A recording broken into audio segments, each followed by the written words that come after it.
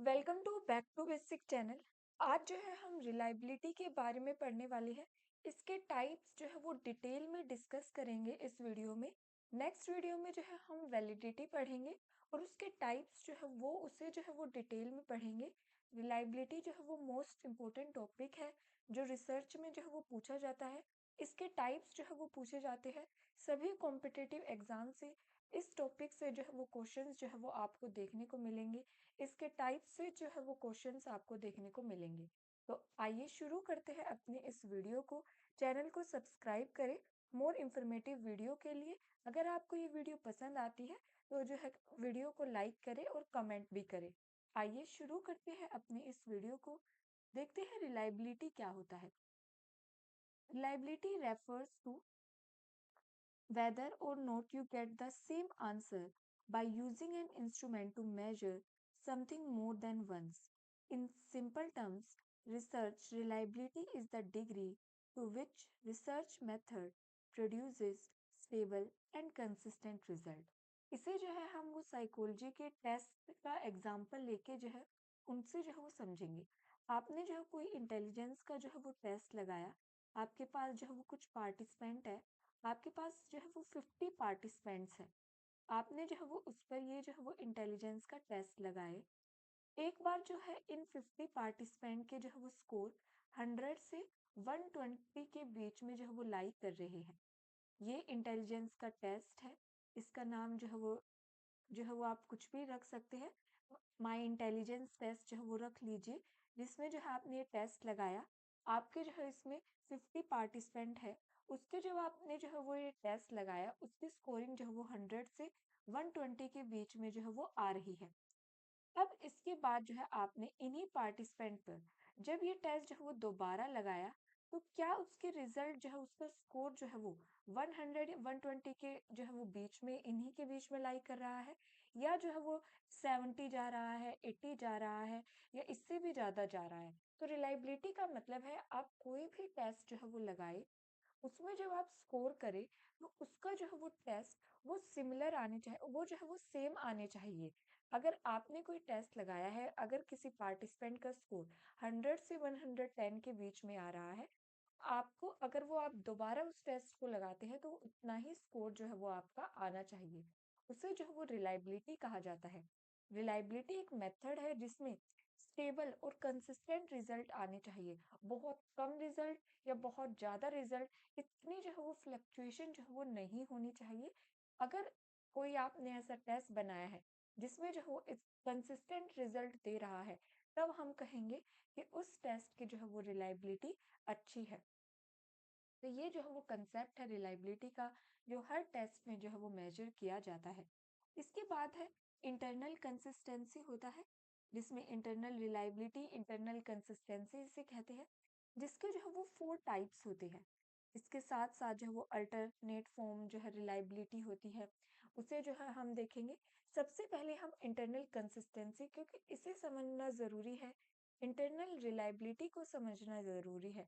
इसके जो है वो 4 जो है वो पार्ट्स होते हैं, जिसमें split half reliability, Cronbach alpha, coefficient alpha भी जिसे कहते हैं, स्पेयरमैन ब्राउन रूलन फॉर्मूला।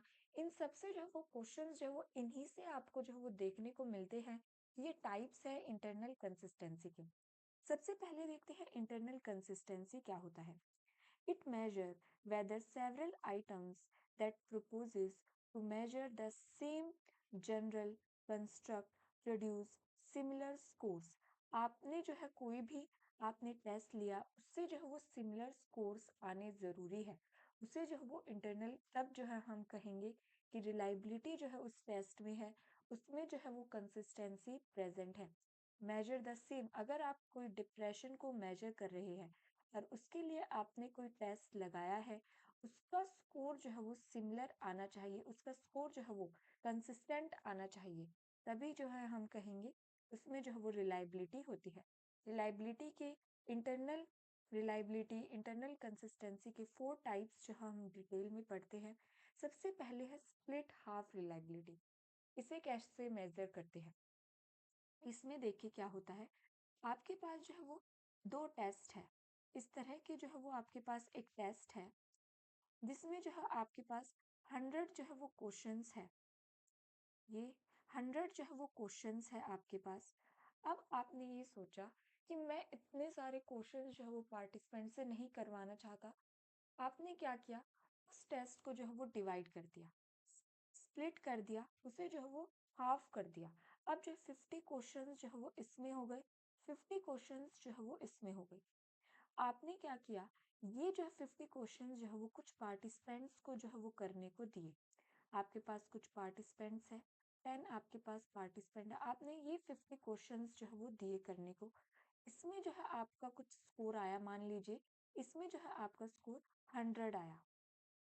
अब जब आप ये जो है इस वाले टेस्ट को अगर आप दूसरे पार्टिसिपेंट को या इन्हीं पार्टिसिपेंट को दे रहे हैं, मान लीजिए आप फिर जो है आपने दोबारा जो है टेस्ट करके देखा, आपको जो है ये टेस्ट जो है वो इन्हीं पार्टिसिपेंट को करने को दिया, और इसमें जो है वो स्कोर जो है वो यहाँ पे आ गया 50। एक ही टेस्ट था, फिर स्कोर में जो है वो फ्लक्चुएशन हो रही है। स्प्लिट हाफ रिलायबिलिटी का यही मतलब है।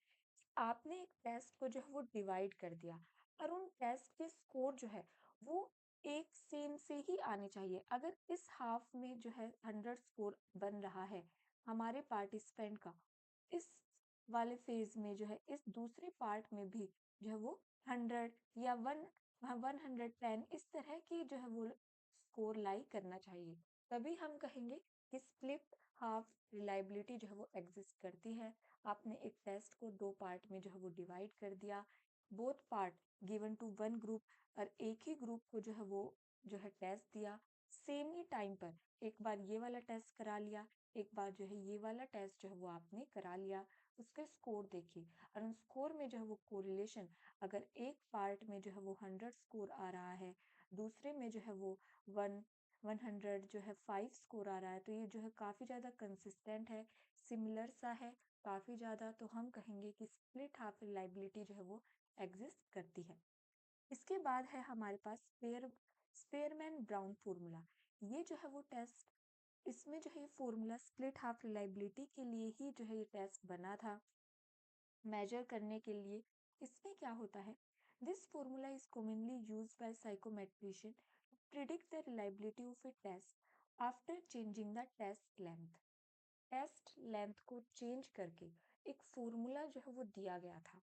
आपके पास एक टेस्ट है जिसमें जो है वो 100 क्वेश्चंस है। अब मान लीजिए आपने जो है इस टेस्ट की लेंथ को बढ़ाना है, और इसमें जो है आपने 100 क्वेश्चंस और ऐड कर दिए। अब ऐसा कोई फॉर्मूला बताए कि इन दोनों की ही जो है वो रिलायबिलिटी का पता चल सके। इसके लिए जो वो स्पेयरमैन ब्राउन फॉर्मूला दिया गया था, तो predict the reliability of the test. अगर हम किसी टेस्ट की लेंथ को बढ़ा देते हैं, किसी टेस्ट की लेंथ को बढ़ा देने से जो है स्कोर जो है वो सिमिलर आने चाहिए। ये नहीं कि इसमें जो है वो कुछ और स्कोर आ रहा है, इसमें कुछ और, ऐसा नहीं होना चाहिए। अगर आपने किसी टेस्ट की लेंथ को बढ़ाया है, अब हमें उसकी जो है रिलायबिलिटी कैलकुलेट करनी है इन दोनों ही टेस्ट की मिलाकर, तो जो है हम एक फॉर्मूला यूज करते हैं, जिसमें ये फॉर्मूला यूज जो है वो किया गया है, यहाँ पे देखिए 2R1+R, 2R1+R। तो इस फॉर्मूले का यूज करके आप जो है वो, अगर आपने किसी टेस्ट की लेंथ को बढ़ा दिया है, उसको मेजर करने के लिए जो है ये फॉर्मूला यूज किया जाता था। Spearman brown formula, also called the Spearman Brown prophecy formula, is a measure of a test reliability. It usually when the length of test is changed. इस रिलायबिलिटी का, इस फॉर्मूले का यूज तब किया जाता है जब आपने किसी टेस्ट की लेंथ को जो है वो बढ़ा दिया हो। ये है हमारे पास स्पेयरमैन ब्राउन फॉर्मूला। अब इसके बाद नेक्स्ट है क्रोनबेक अल्फा। क्रोनबेक अल्फा जो है रिलायबिलिटी का कब यूज होता है, इस रिलायबिलिटी का यूज होता है एवरेज निकालने के लिए, स्प्लिट हाफ रिलायबिलिटी के लिए। इसमें जो है वो दो मेन पॉइंट है, एक तो एवरेज निकालने के लिए, स्प्लिट हाफ रिलायबिलिटी। आपके पास एक टेस्ट है, आपने उसे जो है वो तीन पार्ट में जो है वो स्प्लिट कर दिया। वन पार्ट, इसमें जो है वो आपने 30 क्वेश्चंस रखे, दूसरे पार्ट में आपने 30 क्वेश्चंस जो है वो रखे, और थर्ड पार्ट में भी जो है आपने 30 क्वेश्चंस रखे। इन सभी जो है, इन सबके एवरेज निकालने के लिए क्रोनबेक अल्फा का जो है वो यूज किया जाता था। ये जो है रिलायबिलिटी डाइकोटोमस और पोलीटोमस जो आइटम होते हैं उनके लिए जो है उनकी रिलायबिलिटी को देखने के लिए जो है वो यूज किया जाता है। डाइकोटोमस कौन से जो है वो टेस्ट होते हैं, जिस ऐसे टेस्ट जिसमें आपको यस या नो में जो है वो आंसर करना होता है, तो ऐसे टेस्ट को जो है वो डाइकोटोमस कहते हैं, जिसमें दो ही आपको आप यस कह सकते हैं या नो कह सकते हैं। पोलीटोमस में क्या होता है, जिसमें आप दो से ज्यादा जो है वो जवाब दे सकते हैं, जैसे स्ट्रोंगली एग्री, एग्री, डिसएग्री, तो एक से ज्यादा जवाब, तो उसे जो वो पोलीटोमस आइटम कहते हैं। आपके पास कोई ऐसा टेस्ट है जिसमें डाइकोटोमस आइटम है, पोलीटोमस आइटम है, उसमें जो है उसमें जो है आप यूज कर सकते हैं क्रोनबेक अल्फा रिलायबिलिटी को निकालने के लिए। और इस रिलायबिलिटी का यूज जो वो एवरेज निकालने के लिए भी किया जाता है, स्प्लिट हाफ रिलायबिलिटी के लिए। काफी एडवांस मेथड है। पहले जो है वो स्प्लिट हाफ रिलायबिलिटी आया था, फिर उसके जो है उसको जो है वो अगर हमें उसमें टेस्ट लेंथ को बढ़ा देना है, फिर जो है वो स्पेयरमैन ब्राउन फॉर्मूला आया था, फिर उसका जो है वो एडवांस वर्जन जो है वो क्रोनबेक अल्फा हमारे पास आया था। इसके बाद है कूडर रिचर्डसन फॉर्मूला। इस पे भी जो है बहुत क्वेश्चन जो है वो पूछे जाते हैं। अगर ये जो है वो कूडर और रिचर्डसन ने दिया था, इसमें सिर्फ एक बात याद रखने की मेन ये है, अगर आपके पास कोई डाइकोटोमस ऐसा टेस्ट है जिसमें डाइकोटोमस आइटम्स होते हैं, उसमें जो है वो रिलायबिलिटी को निकालने के लिए, इंटरनल कंसिस्टेंसी निकालने के लिए कूडर रिचर्डसन फॉर्मूला इसका जो है वो यूज किया जाता है। तो इसके लिए जो है वो यूज किया जाता था। इस फॉर्मूले को देखने की जरूरत नहीं है, इससे जो है वो क्वेश्चंस नहीं आते। सिर्फ ये पूछा जाता है कि कूडर रिचर्डसन फॉर्मूला जो है वो किसके लिए यूज किया जाता है। अगर आपके पास ऐसा टेस्ट है जिसमें डाइकोटोमस आइटम्स है, उसके लिए जो है वो इसका यूज किया जाता है। नेक्स्ट देखिए हमारे पास अल्टरनेट फॉर्म रिलायबिलिटी या पैरेलल फॉर्म रिलायबिलिटी। इसे जो है वो समझे। It indicates that is obtained by conducting assessment of the same phenomena with the participation of the same group more than one assessment method। आपने जो है आपके पास दो टेस्ट है, डिप्रेशन का टेस्ट 1 और ये जो है डिप्रेशन का टेस्ट 2, और आपके पास एक ही जो है वो ग्रुप है, आपके पास 10 जो है वो पार्टिसिपेंट है, एक ही आपके पास ग्रुप है। ये आपके पास कोई एक टेस्ट है, मान लीजिए बीडीआई है, और ये जो है वो कोई और टेस्ट है, ये मान लीजिए सीडीआई, ऐसे करके कोई भी टेस्ट, कोई भी डिप्रेशन का दूसरा जो है वो टेस्ट, दूसरा जो है वो वर्जन ये है। तो इसमें क्या होता है अल्टरनेट फॉर्म रिलायबिलिटी में, इसे जो है मैं क्लियर करके लिख देती हूँ। ये आपके पास जो है वो टेस्ट है, मान लीजिए बीडीआई, जो डिप्रेशन को मेजर करता है, और एक और जो है वो आपके पास टेस्ट है, उसका नाम है सीडी2। कोई भी आप टेस्ट ले लीजिए। अब जो है बीडीआई जब आपने इन पर जो है वो परफॉर्म किया, उसमें जो वो क्या कंक्लूजन आया, 10 में से 5 पार्टिसिपेंट को जो है वो डिप्रेशन जो है वो देखने को मिला। जब आपने CD2 जो है ये लगाया, तो इसमें से जो है वो 10 में से 6, या इसमें भी जो है वो 5 में से जो है वो 10 में से 5 पार्टिसिपेंट को जो है वो डिप्रेशन देखने को मिला। तो इसमें क्या है, कंसिस्टेंट है। जब आपने एक जैसे दो टेस्ट जो है वो लगाए, उन्होंने जो है वो सेम रिजल्ट दिए। अल्टरनेट फॉर्म रिलायबिलिटी भी यही है। It relates to measure that is obtained by conducting assessment of same phenomena. आपने एक ही फिनोमिना लिया depression, participant of the same group, एक ही जो है वो ग्रुप लिया, more than one assessment method, और उन्हें असेस करने के जो है वो दो मेथड्स, एक से ज्यादा मेथड्स जो है वो लिए, उनके जो है जो अब हमने लगाए, तो उनके टेस्ट में जो है हमने रिलायबिलिटी कंसिस्टेंट रिजल्ट जो है वो देखने को मिला। तो इस रिलायबिलिटी को जो है वो alternate form parallel form reliability कहा जाता है। नेक्स्ट है हमारे पास टेस्ट रीटेस्ट रिलायबिलिटी। इसमें क्या होता है, आपके पास एक ग्रुप ऑफ पार्टिसिपेंट है, 10 या 20 आपके पास पार्टिसिपेंट है, आपके पास एक टेस्ट है बीडीआई, बैक डिप्रेशन इन्वेंटरी। आपने जो है ये टेस्ट लगाया इन पार्टिसिपेंट पर, और जो है आपने उसकी स्कोरिंग जो है वो नोट कर ली। मान लीजिए 10 में से जो वो 6 पार्टिसिपेंट का जो है वो डिप्रेशन जो है वो इसमें देखने को मिला, या जो आपने स्कोर थे वो जो है वो नोट कर लिए। अब क्या हुआ, कुछ समय के टाइम गैप के बाद, ये टाइम गैप जो है वो 2 वीक का हो सकता है या कितना भी जो है वो 2 वीक मान लीजिए, 3 वीक मान लीजिए।